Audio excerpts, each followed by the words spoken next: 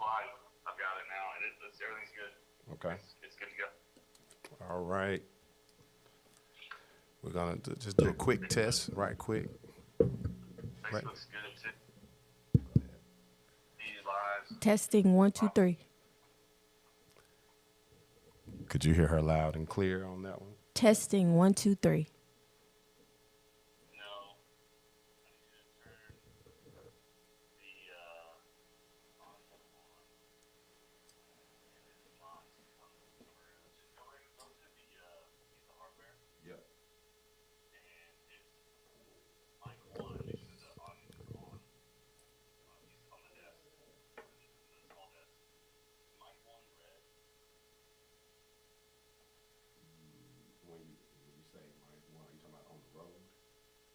On the hardware, the Black Magic hardware, the top left is mic one red.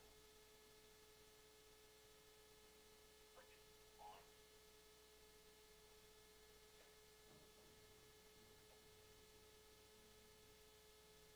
Top left of that hardware device that says mic one. Yes. It'll say on, and it'll be red. Okay. Yep. Both of them are on now. Go ahead, Raven. Just Testing one, two, three. Testing one, two, three. okay.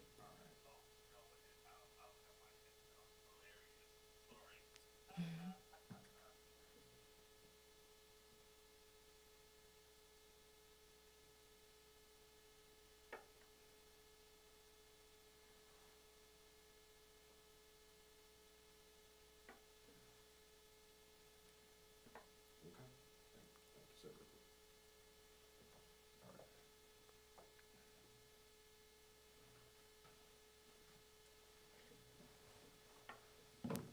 All right.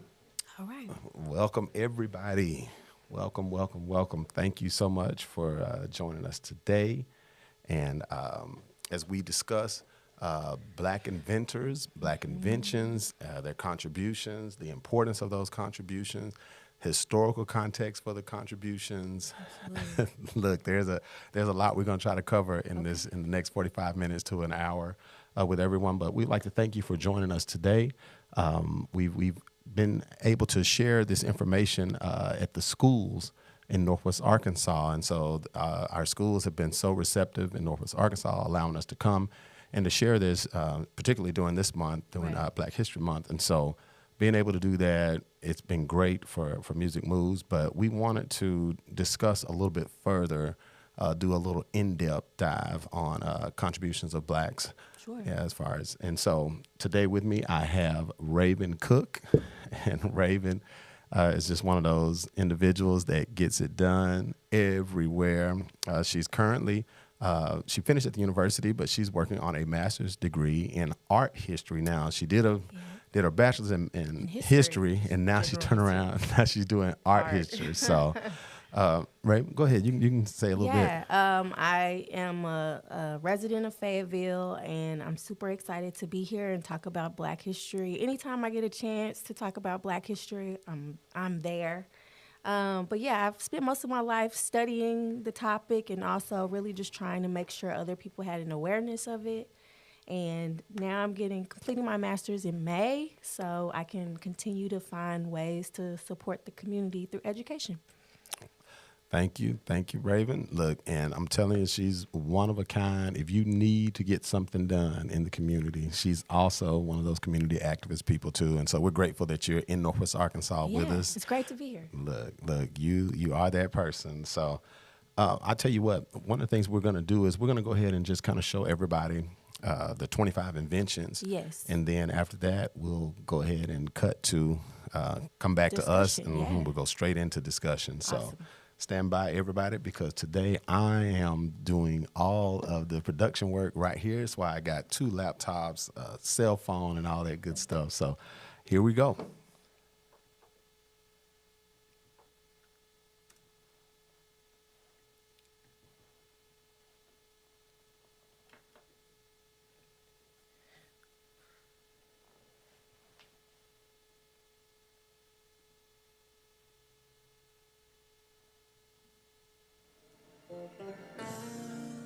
Now, do I need one of these?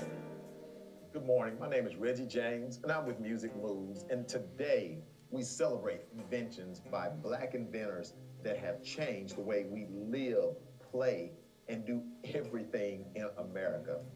We celebrate the ingenuity of these individuals, the creativity of these individuals, and their resilience. And oftentimes, these individuals were not celebrated for their works. And so we take a time today and throughout the month of February to celebrate their greatness. Thank you for partnering with us, and we hope you enjoy. Garrett Augustus Morgan, born March the 4th, 1877, and died July 27, 1963, was an American inventor and entrepreneur known for his significant contributions to public safety and innovation. Morgan's most notable inventions include the safety hood, a precursor to the modern gas mask, which he patented in 1914, and an early version of the traffic signal patented in 1923. Louis Latimer was born in Chelsea, Massachusetts on September 4th, 1848. In 1874, Latimer received his first patent for improving the toilet paper on passenger railroad cars. In all, he was given 8 patents.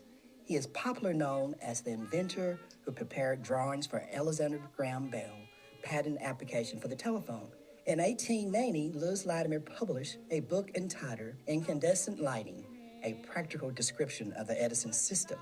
Alexander Miles, born near Circleville, Ohio, to Michael Miles and Mary Pompey. Alexander Miles is the 19th century African-American inventor, best known for patenting his design for improving the automatically opening and closing elevator doors. The patent was issued on October 11, 1887.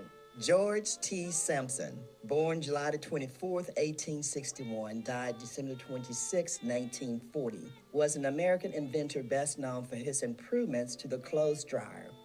In 1882, he patented a new design for a clothes dryer that used a frame to suspend clothes over a stove, allowing them to dry more efficiently. Dr. Charles Richard Drew, born June 3, 1904, and died April 1, 1950, was an American surgeon and medical researcher who made groundbreaking advancements in the field of blood transfusions. Drew's most significant contribution was his development of improved techniques for blood storage and the establishment of large-scale blood banks during World War II, which saved countless lives. Ellen Eglin. In 1888, Eglin completed her groundbreaking device. The clothes wringer was a device that had 2 wooden rollers attached to a crank. After being washed and rinsed, wet clothes were fed between these rollers and excess water was squeezed out. The clothes were then hung to dry, a process which took significantly less time thanks to the wringer. Marie Van Britten Brown, born October 30th, 1922, and died February 2nd, 1999, was an American nurse and inventor who created the first home security system. She and her husband, Albert Brown, an electronics technician, filed a patent for their innovative security system, which included a camera, monitors, a 2-way microphone, and an alarm button to contact the police. Lloyd Ray was an African-American inventor who made significant contributions to household cleaning tools. Born in the 19th century, Ray is best known for his invention of a new and improved dustpan, which he patented in 1897. His design featured a metal collection plate with a wooden handle, making it easier to sweep and collect dust and debris. Elijah McCoy, born May 2nd,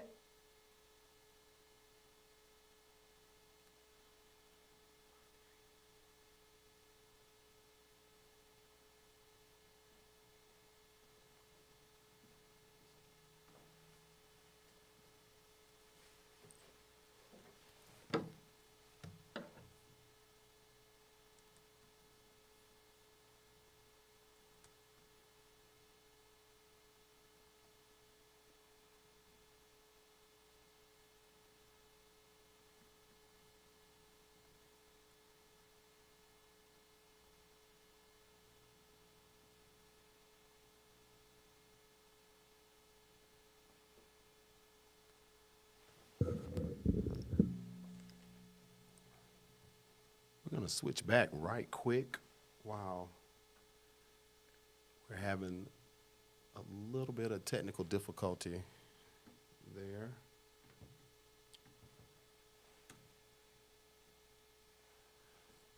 We're gonna switch right back, and we're gonna come back to it. We got about another 4 or 5 minutes on there, Raven. But Absolutely. I'm gonna go ahead and just jump in here and just throw you some stuff. Questions, I want- okay? I I'll want- do my best. I'm gonna throw a couple at I'll you. do my best. One of the things that I wrote down, I wanted to hear your take, especially when we're talking about Black innovation. I wanted to hear your take on contemporary connections. Even though these are historical connections, how do we continue to talk about Yes. Black innovation? Okay, so I'll say it's really important to continue to think about these individuals who did these incredible things, especially right now, as there are active efforts to try to remove the knowledge of Black history from so many places. I'll say when it comes to innovation, it's a reminder that we as a collective, as a people, have really incredible gifts and talents, and those talents are still with us. Like, they're not going away. So I think it's just a reminder that we have a legacy, and that legacy is still within us. And I think understanding that is something that you develop over time. Like, when I work with young people, typically they're not thinking about legacy yet. But when you think about it as an adult, when you think about what you want to pass down to your children, to your family, it becomes more significant, definitely more important. Let me ask you this. Yeah. What was your favorite invention that you've heard over the years? What's your favorite invention? I probably should have started with See, that one okay, first, let me but see. I want to ask you, what's your favorite It's so many. invention? I have to say the pressing comb.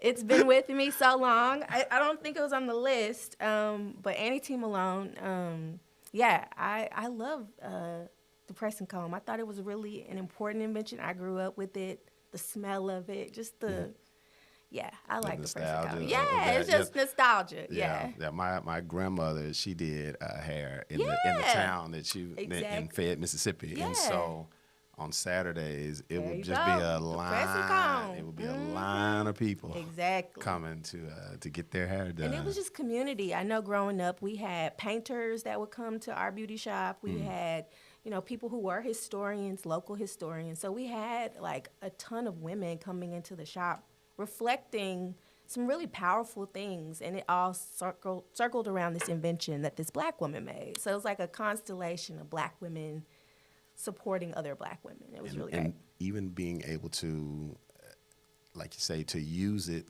throughout generations, because it Absolutely. wasn't something that Yeah. just, okay, we're not going to use it after this, Right. Period, but no, something that's still Still with us. it's still with us. Absolutely. And so Absolutely. in its almost first form still. Yeah. That comb is Going still back, the same. yeah. We're Yes. definitely going back to the stove, more of the stove and less of the electric. Look, what are some of the challenges? What do you think some of the challenges are in acquiring information, acquiring this information in a organized setting? Yeah, African American history is, it's always around us. It's one of those seen, unseen things. We typically have this relationship with it and we're not even aware of it. And that's not by accident. That's by intention, right? There are so many things that try to keep us from knowing our history and being aware of it because there's so much power in it. I'll say the challenges to information is really just one. Okay, I'll give you one. Because when I saw Lewis Latimer on here, I was like, okay.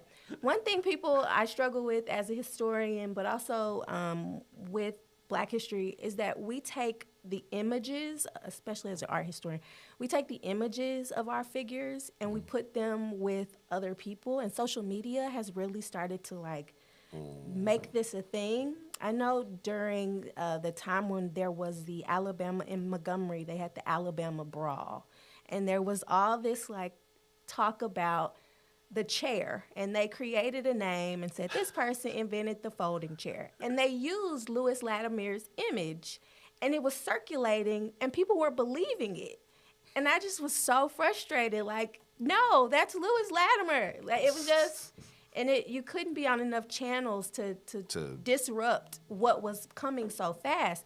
So I think when you're talking about misinformation, I think we do ourselves a disservice visually when we don't take the time to really know if that was the person or not. But I think also when it comes to information, there's been a strategic effort, and we're seeing it overtly now Right. to erase our history, to try. So I want to go back to talk about the importance Yeah. of the contributions. Yes. Let's focus. Let's dial in on that a little bit. Absolutely. The importance of these contributions and how not only that they've changed American culture, but they've Yeah. changed the entire world. Yeah. But many of them are unrecognized. Sure. One of the things that we don't necessarily go into it as much in our elementary schools or Right. whatever, but for the young people that are a little bit older, Sure. we talk about if your granddad Right. invented something Right. and it was significant and brought significant value to not only to the economy, Absolutely. but just to the world in general, how we remember those individuals, how we revere those individuals, how we continue to talk about those individuals. But so many times in Black community, we Yeah. see where we'll say something about George Washington Carver, right? But he invented so many Yeah. things. Yeah. And so many of those things have contributed to society in ways that, the not just explicit, but even implicitly, they've helped us to win wars. Absolutely. They've Absolutely. helped in manufacturing. He's helped in so many things, Right. but by not ascribing those contributions to those individuals, Right. then we see where Right. the erasure is there. Absolutely. And then even the pride of knowing that your They did uncle, it, yeah. right, your uncle, your grandfather, Absolutely. your mom, your sister, your grandmother invented those things. Right. How can we dig into, or how do we begin to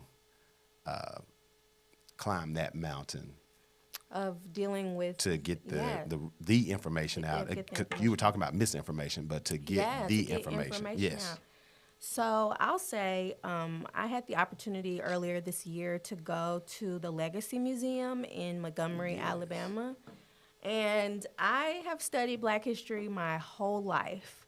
But that museum really transformed the way I think about Black American history and culture, insofar as it really humanized these things that were just taught to us as systems, like the Civil Rights Act or the Voting Rights Act.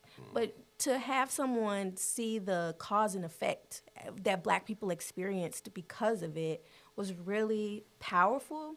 And I think having institutions like the Legacy Museum, having institutions like Mosaic Templars down in Little Rock or the Yes. Delta Cultural Center Yes. in Elaine, there are so many places that you can go that in Arkansas that have this really rich kind of literacy on Black culture. And to your point about the traffic light and the gas mask and the blood bank, these are really important things that people are creating even under really oppressive systems, right? Like Right. they are Yeah. creating them in the heights of eras of lynchings, of people telling them they can't eat here, you can't go there. Like the mental strain of being in this time, but still to have the ingenuity, still to have the faith, still to have all of these things necessary to put out in the world and make it something consumable for all people. Because they could have kept it to themselves. They could have been like, this is just for me and my house. True.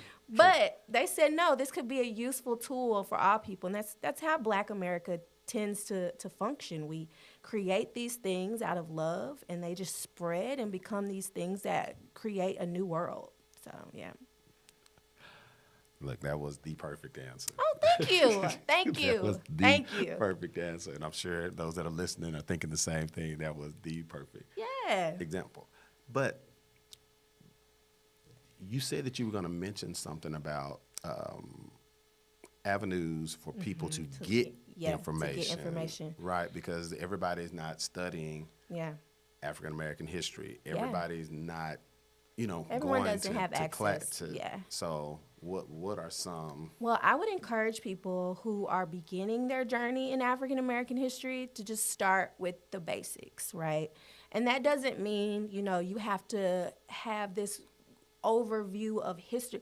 You can start with a documentary. There's an incredible documentary that just came out on PBS of the artist Hazel Scott. Yes. Hazel Scott was Yes. incredible. Incredible. And also, Yes. there's another one coming out this week on Walter White.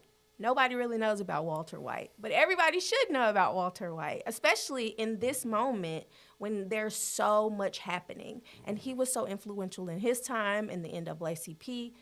It's really an elegant transition from the Image Awards yesterday into this documentary. Yes. But there are subtle ways that you can engage, be it thinking about just watching. PBS is a really great avenue. It is. And even for children, my son is 8 months, okay? But I have him watching, much to our family's confusion, because they think, why are you having him watching this so early? But I have him watching this show called Xavier Riddle and the Secret Museum. And there's a YouTube clips of, not clips, but like the shows where you focus on African Americans. They have them all in a playlist. Okay. So it's an accessible thing for kids to think about who these people were. Frederick Douglass, Thurgood Marshall, Yes. Maya Angelou, some really important voices in American history. And these creators have thought about ways to make them accessible to kids, and it's really just, I love that show. I think I watch it more for myself than my son. He's not paying attention at all. Look, we were talking about, so you come back around to contemporary, the contemporary part, and the Absolutely. contemporary connections. How do you see the events and movements of the past influencing social and political landscapes now? Yeah.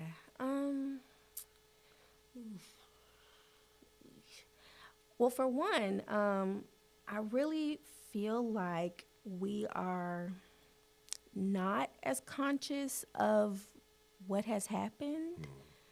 And to the point of like, how do you disseminate the information that is actively being, pushed away? Like, even thinking about the critiques around the Tuskegee Airmen videos or whatever, like those types of things that are active parts of American history that are being kind of pushed to the side now. I think it is really challenging, but I think it's incumbent upon Black communities to have active spaces that we can engage with our own histories, especially, and we can hold firm to them. Now, I'll say one thing you study in African American history is, prior to this month being, acknowledged as this month federally, Black people were actively doing community work around maintaining and creating celebrations about who they were.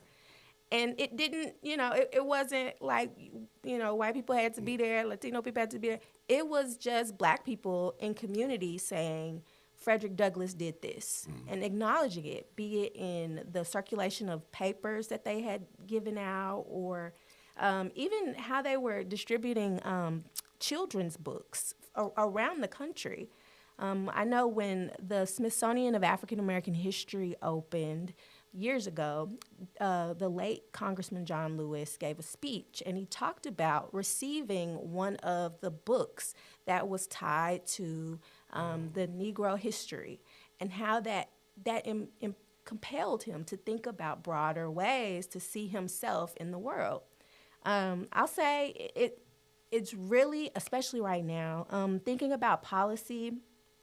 I'll say thinking about Black maternal health care, as someone who just experienced that, that's really important to think about the legacy of how these inventors were creating things to support Black women who were going through things. Midwifery was one of those ways that invention showed up. but also thinking about the legacy of that in a contemporary time. What does it mean to have Black women be at the heart of this issue and not be getting the support they need?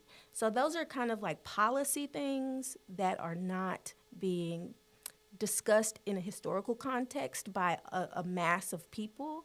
I think just thinking about the Black, and I say this as a Black woman and also as we're going into Women's History Month, I think those are really important things to solidify our movement, our collective communities. I think those are important. But policy-wise, we're under fire right now. I will say that. We're under fire as a people. But just like our ancestors, we gonna be all right. We gonna be all right. I heard a pastor today from the Wheeler Baptist Church in Houston. Texas, yes. I heard him today talking about we've gotten through this. We're gonna get through this. We're gonna get through this. And every week every Sunday there's just this message that reminds us we have it already in us. These people made it. We can make it too. We're gonna be fine. We're built from the same stuff. So, You started talking about medical. Yeah. You started talking a little bit about just health in health, general. yeah.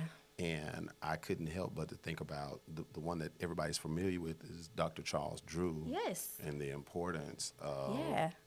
the blood banks. blood bank. Yeah. Like without it, we don't win World War I yeah. without it, Yeah. because that allowed for us to get plasma to the troops. Right. And he was revered at that time as being that person. Absolutely. But after that time period, it kind of slipped back into Just thinking somebody somebody somewhere did it. Yeah. Somebody pulled it out. Absolutely. And so it's important. I am making it a habit for me to Yeah. just tell the stories. Absolutely. And a lot of people just don't think in their daily lives about these things, like Yes. these inventions, the dustpan. Yes. They don't think about potato chips. They're just like, hey, how much are they? They're getting more expensive, whatever. So they're not thinking about, George Crumb and the potato. But, they are actively engaging every day with a seen and unseen history. And it's a really beautiful concept to think as you take in products, be they, chips or dustpans, or even when you're using your lights, like Black people had a stake in that. Charles Drew was also really committed to the belief that, blood should not, because at that time they were segregating Still the segregating blood. blood. Mhm. And, his firm belief was, no, we're not going to use our invention to maintain systems of oppression. We're going to rise above. And so although his life ended very early as he was in a car accident, his contribution as well as his activism in the healthcare Yes. field is so important still to this day. To this day. To this day. To this day. I was thinking about Frederick Jones. Okay. Frederick Jones, and I think we had gotten to him Let me see. in film. I think we had gotten to Frederick Jones, but Frederick Jones was responsible for refrigerant. Yes. Okay. Responsible for refrigerant for mobile cooling. Like he literally invented that, and they started that company, Thermo King, I think it was. And how do we not know? No. Because now refrigeration that runs up and down the highways, Yeah. right? This guy is responsible. we for not it. know He that? Yeah. invented that. We would not be able to move goods, produce from anywhere Right. without that invention or some of these other inventions. And so my next question to you is, what obstacles have you faced in your research concerning access to resources or archive or just like in the archive archival material? material. Yes. It's really crazy because a lot of since I'm in the arts, I have to think a lot about visual culture and how paintings are shared and circulated and things of that nature. And a lot of times when we're thinking about like archival or collections management, you see that people hold on to things not really knowing that they are something of value, or they'll just kind of throw them out and be like, that's not important. But really assessing what this is, what this was. Like in my family, I've been noted as the family historian, so I bought gloves and I go through our pictures, and you know, I look for That's things real. that are really important and significant. And even our family was able to find our great great ancestor in the WPA records, because we just took our time. The formerly enslaved people who gave their narratives, we were able to just take our time and say, what pieces do we have here? And that just came from a picture. And so that, you know, it's just kind of Wow. deconstructing those things is really important. But gaps are so wide in Right. the archives. There are so many people working to kind of bridge those together. It's so much work, though. There's so many hidden. There's so many barriers. There's so many stops, and then you'll have to imagine ways to get out of it. And part of I think being a researcher, being a historian, is thinking about those ways to shift out of something that is like a barrier. So when you're talking about these particular individuals, or even as I just gave an example of my grandparents, you're thinking, okay, this might not be the way to study it. You might need to go interdisciplinary and go think about it like this. So you're having to constantly like shift your mind and think about ways that you can access something, because culture is so different, right? Right. So you're not gonna have the same relationship to the not gonna be the same. archive, right? You're not gonna. There are certain cultural things that white communities will do, Latino communities will do, Black communities will do, that are able to function as a way to explain how we select the archives, how we structure the archives. And so I think it's just really incumbent upon us to think about how race plays into our daily lives, and how intimate it is in our daily lives, and how much it structures what we do, how we move, how we keep things. And I know that's hard to do at this time, especially with so much happening in the world.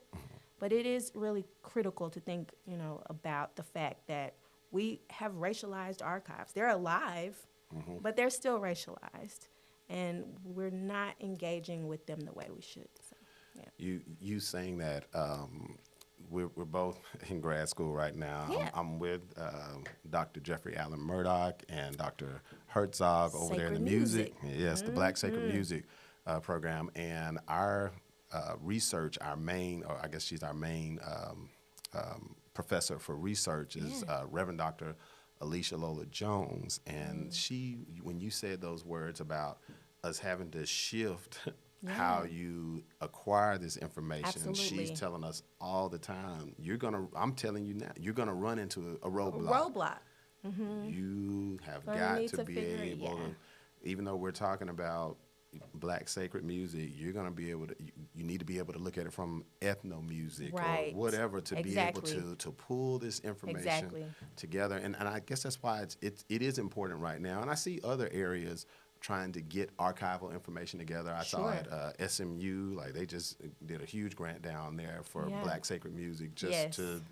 to get it archived. Right. That's all they're trying to do is just Right. to archive it, just so people would have have access could to have it. access to it.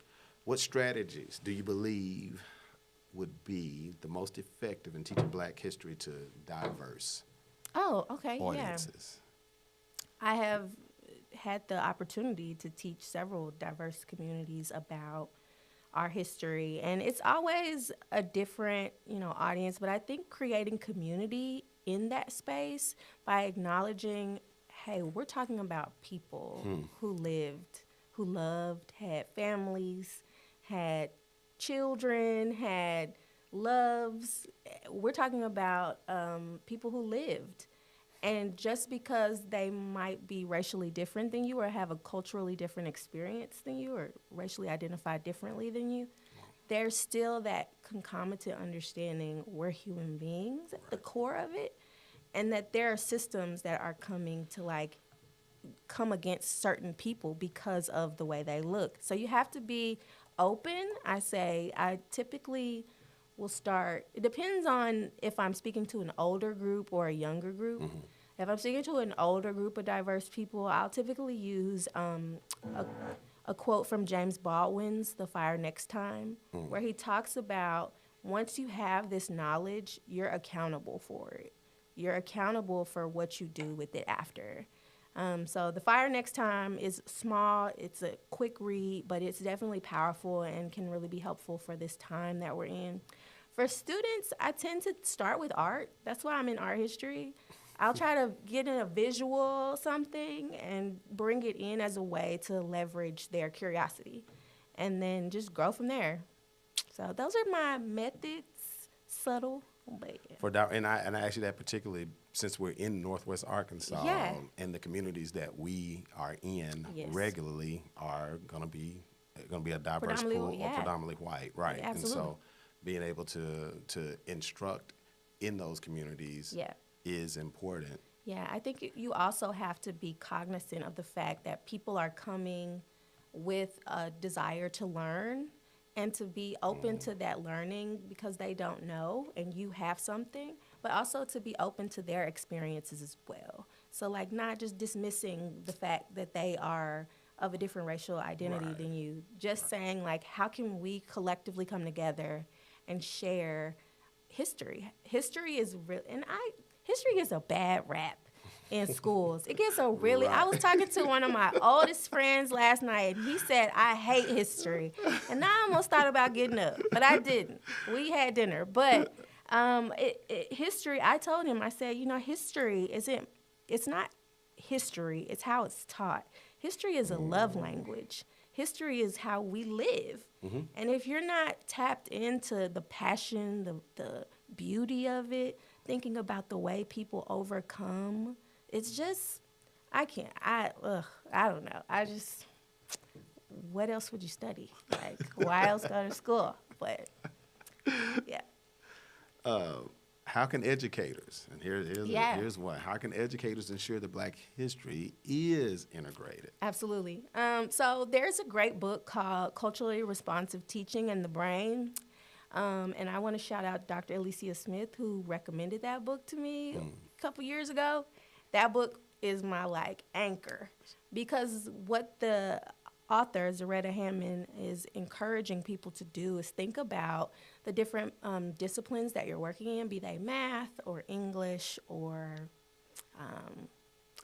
let's do math or science, and weave into the discipline, conversations about difference and conversations about these individuals who did things in a way that isn't overt. Like, it's Black History Month. Let's talk about Carter G. Woodson. Right. It's like this history is being written by several people at this time. This person, and this person. And just encouraging there to be a collective understanding of history.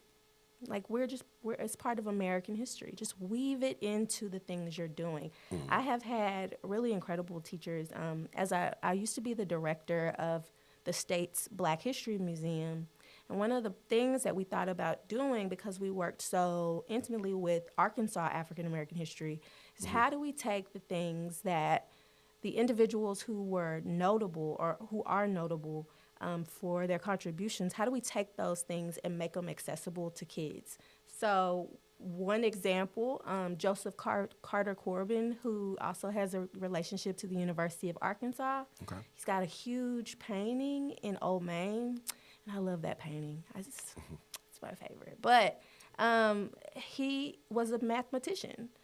How can you incorporate, thinking about problem solving? How do you take his ideas around geometry and weave it into your curriculum? Subtle, not overt, but now I know there's challenges around that, but I definitely implore people to think about the fact that math and science and reading, all of these things can be avenues to children's curiosity, Yes. but it really has to be something where teachers are able to figure out what that student needs at that time and how they could be best supported. That's my answer. Look, that one, it will work. I want to switch back over to the video, but I'm gonna be honest. I'm a little bit afraid, and so Be brave. What? Be brave. You can do it. Look. If Be I tell brave. you what, if it doesn't fire off immediately, then we're gonna Okay, we're come gonna right keep back, moving. and I'll Okay. come back and read, All and right. we can go ahead and start getting Q&A here. Mm-hmm. We can go ahead and get it. So let's see if we'll be able to make Finish it this off. jump. Let's see if we can do Okay. it here.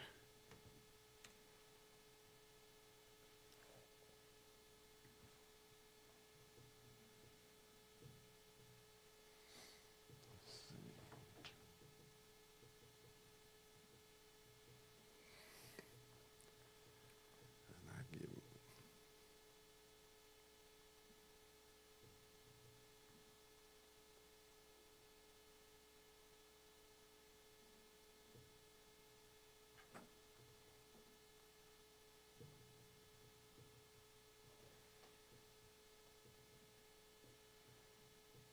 Yeah, business is saying it don't like it. You could ask people to go back and watch it. That's kind of Yes, we'll you put the know, link. We'll definitely drop the absolutely. link To in say there. after you've had this or seen this discussion, what do you think? Yep, What do you yep. think? We gonna. I know you we're gonna gonna. work. We're I know gonna you make gonna it. get We're done. gonna make it work. We'll make it work. We'll make that video available to everybody, so you'll be able to go back and look at that and even watch it with your young people. For those that have young people that are tuning in, I'm gonna read down through just a few of them because Absolutely. we kept a running paper just in case. You always Yes. have your backup, but. Home security system. Marie Van Britten Brown in 1966 invented the first home security system. Her design included a camera, a monitor, and a two-way microphone, laying the foundation for the modern security systems. Her husband was an engineer, and so Yes. she came up with the concept, and then they came up with Collaborated, yeah. they did that. So with a closed circuit television, you could actually, they had a microphone where you could speak to the people that were at the door. I mean, it was pretty Yeah, pretty advanced. elaborate. Okay, yeah, come yeah, for on. 1966. Yes. You heard Dr. Colbert before. He talked about Lewis Lattimore Yes. and the work that he did for Edison. The automatic gear shift, Richard Spikes, he invented automatic gear shift in 1932, making driving easier and more accessible. His invention is a precursor to the modern automatic transmission. And of course, I mean, people don't know Don't know it. that Yeah. he actually invented the gear shift. Right. And from there, of course, Model T and everything else comes Absolutely. out Out of of that. that. Out of that. Clothes dryer, George Sampson in 1892 patented a clothes dryer that used heat from a stove. The early design paved the way for the electric and gas dryers that we use today because they used to dry clothes, and I kind of went down a rabbit hole on this one because I was like, really? In 18, that was a long Absolutely. time ago. Absolutely. 1892. Yeah. But he had figured out how to get heat into a box, Right. into a metal box to heat the clothes because before the Incredible. clothes were catching on fire when you try to dry them for those that had that. So another one, of course, you talked about the folding chair. That was John Purdy. It was not. It was not Lewis It Lattimore. was not Lewis Lattimore, y'all. Ice cream scoop. Alfred Krell. Krell invented the ice cream scoop in 1897. His design allowed for easy and efficient serving of ice cream, becoming a staple in ice cream parlors. He invented the scoop that you actually, when you press the mechanism, it would flip the scoop of ice cream out. He invented that, and that's in 1897. We'll talk about something else in just a second. Super Soaker. No. I know folks they have definitely Yes, played sir. with or seen Super Soaker. Lonnie Johnson invented the Super Soaker water gun in 1989. This popular toy became a favorite among children and revolutionized water-based play. Yeah, I remember when those were out and we had them and we We would had be 'em. playing them. And my parents were always like, a black man made that. And, it was always like, well, what was his name? Who was he? So it encouraged you to go deeper. So it was such a pride when we had him. Like, a black man made this. So. The ironing board, Sarah Boone patented improved ironing board in 1892. Her design made it easy to iron garments. especially women's clothing. That was That's a one of big the deal that was a at that big time. deal at that time. Cataract treatment. Dr. Patricia Bath. Have you heard of her? I've heard of her, Okay. but have not taken time to study this in depth. Okay. She invented the laser phaco probe in 1986 for cataract surgery. Her device used laser technology to remove cataracts. She invented this. Right. 3-signal light, traffic signal, of course, Garrett Morgan. Automatic lubricator, Elijah McCoy, who was a very, very, very, very intelligent inventor and had a lot of patents out there. We always we talk about just the train usage, but he had a lot of patents out there. But the lubricator that he came up with in 1872 allowed the trains to be lubricated while they were in motion. Because if you remember, we've all seen the episodes of whatever it was, Little House on the Prairie, whatever you saw, you would see people out there squirting oil, but he actually made something that would allow it to be lubricated while the trains were in motion. Thermostat and temperature control. That was the same person, Frederick McKinley Jones. He invented thermostat and temperature control in 1940. But that's the same person that invented the mobile refrigerants. So he has a lot of patents out there, too. He was another rabbit hole that we jumped down. Portable pencil sharpener, 1897. Are we noticing a time period here? Yes. Yes. There's a time period. There's a time frame. Dustpan, Lloyd Ray, 1897. The mop, the ringing part of the mop that allowed for it to be clean, 1893. The mailbox, patent the street letterbox in 1891. Let's talk about this time period after Reconstruction. Absolutely. It is an incredibly difficult time for Black Americans. It is one that has a lot of challenges, but also Black people are persevering through those challenges as we do. But also I love when we talk about Reconstruction because you see Black people it's like they bloom. It's just incredible to see this history of people who say, against the odds, I'm going to do what I got to do.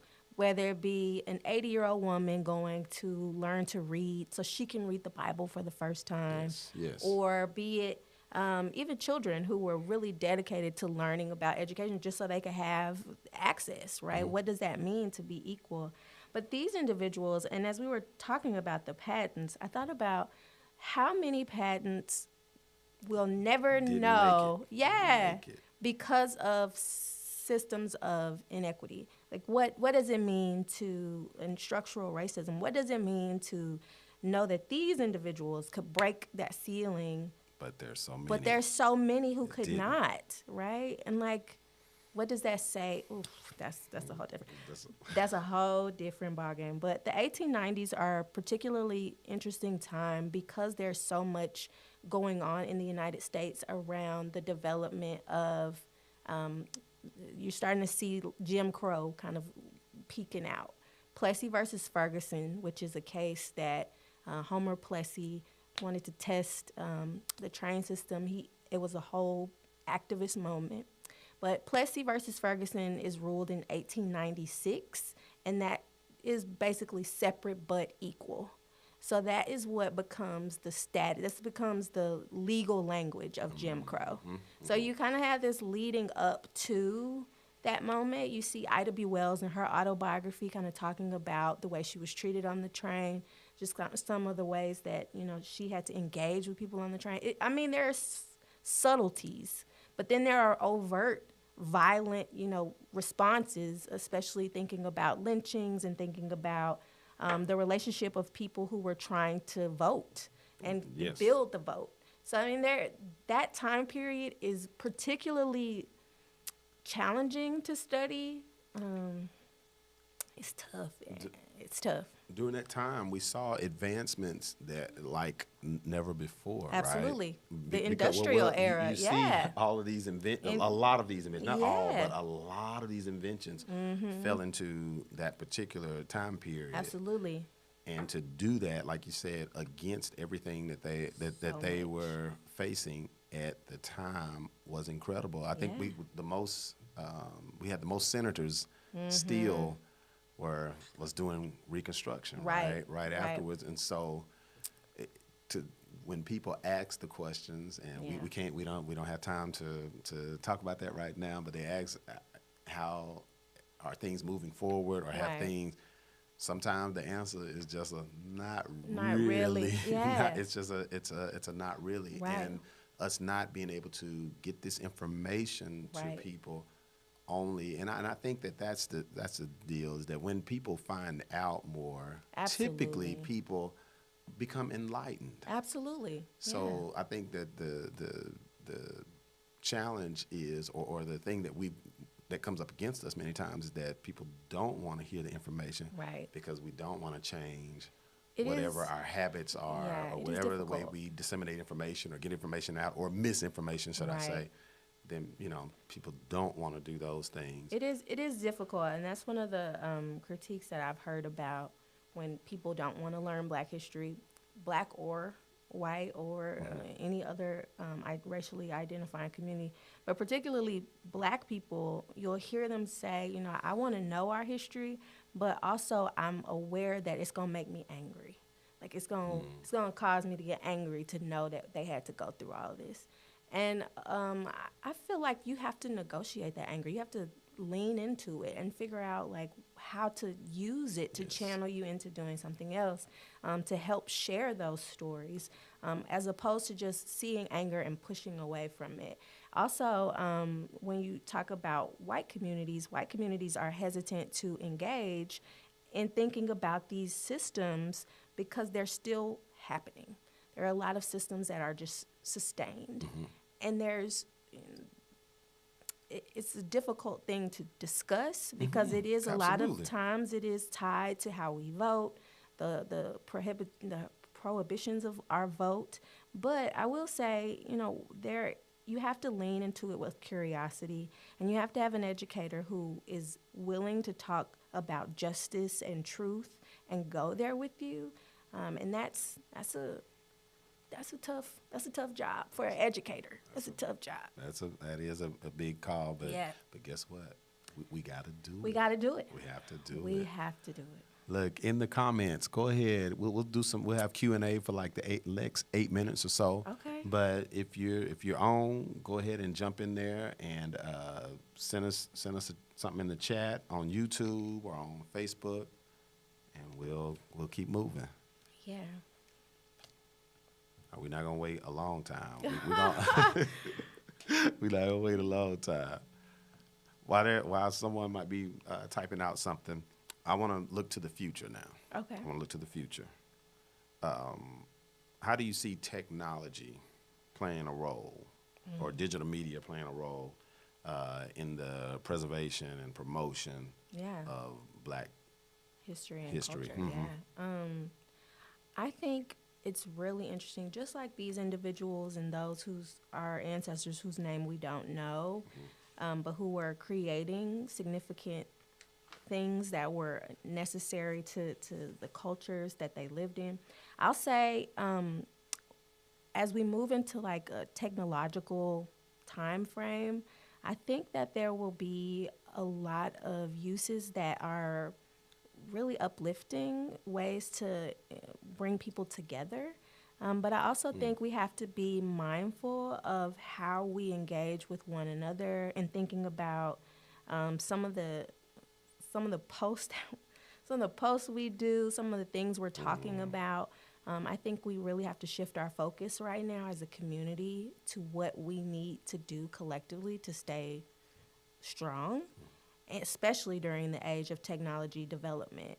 There are so many Black engineers and so many Black people who work in computer science who have these really innovative ideas about how they see the world, and not just in America, but through the diaspora. You have tons of Black people in Africa and the Caribbean who are thinking about the tech, like what are we gonna do that are imagining things. So I think we have to lean into that spirit of imagination that our ancestors had, but also there's with this list I was gonna mention, and those that we don't know. All of this is taking place as a result of a need, right? Like Right. there's something that needed to happen. Right. That like you needed a traffic light because cars were running into each other. Right. And this man said, I can do something about can that. do it. And that is really a powerful thing to say, I see a problem. How can I be a part of a solution? And that's typically how you see Black history. You see a struggle and a solution. It's just back and forth, and people dedicated to making that solution. So yeah. For you, Yeah. let me check over here and see if we have any questions. We don't have any questions. Okay. But as we get ready to come to a close, what are some areas, or what's an area of Black history research that you find the most promising or intriguing? That's a great question. It's so many. Or even the narratives or historical narratives. Yeah. What's the thing that's the most intriguing? I know right now I'm doing my graduate research is focused on the ways that Black artists are speaking to communities through elements of art.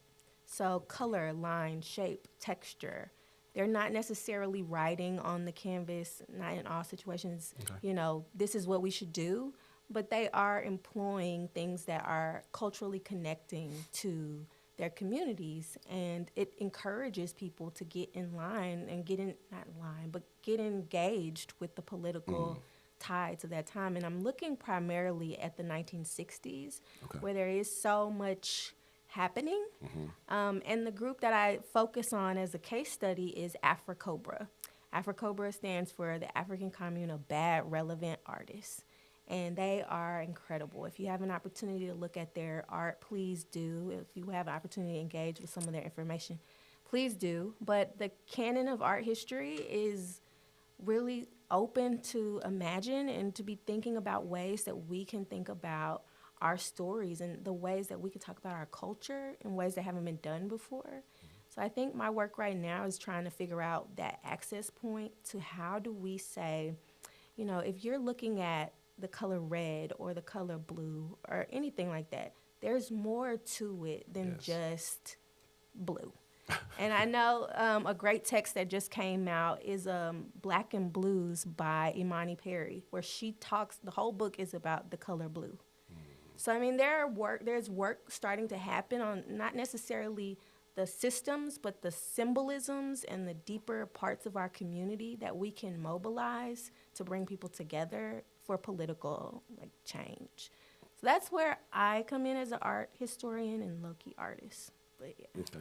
Yeah, that's a long answer. We gotta make that succinct. We gotta get that down. No, that's a good answer. Thank you. Look, thank you all for spending a little bit of your Sunday evening with us as we discussed and celebrated Black innovators and Black inventions. Absolutely. And inventors. And we hope that you've learned something today. We hope that you've been able to engage at some point, and we hope actually that you'll go back and look at and begin to research on your own, maybe some things you'd never heard of before, some people you've never heard of before. I hope that is our sincere desire as an organization. We promote, Black culture through art and through music, and so we definitely want everyone to do as much research as you can. Anthony mentioned that his inspiration for us digging in on this particular project and even doing it was his principal. They would do what a lot of predominantly Black schools did, which was during Black History Month, you tear down the whole library to put all of this information in there, all the pictures and everything that you could find. If you had an actual object to Right, to put, share. you would put those objects there. And so lovely. that was beautiful. And And a it reminded, celebration. yes, Yes, it's a yes. celebratory, yeah. It was a beautiful, beautiful time. And so we hope that you all have that same fire. We hope that we've lit a fire for you to do those things. My name is Reggie James with Music Moves. And I'm Raven Cook. and y'all can already tell that Raven, she's probably gonna be a professor here very soon, and so we wish you well in Thank all you. of that, so that you can continue to bring all that knowledge and insight to Absolutely. the community at large, which is what you do all the time. Absolutely. Thank you all so much for being with us today. You all have a wonderful Sunday. That was so much fun. Anytime I could talk about Black history, y'all call me because I will be here.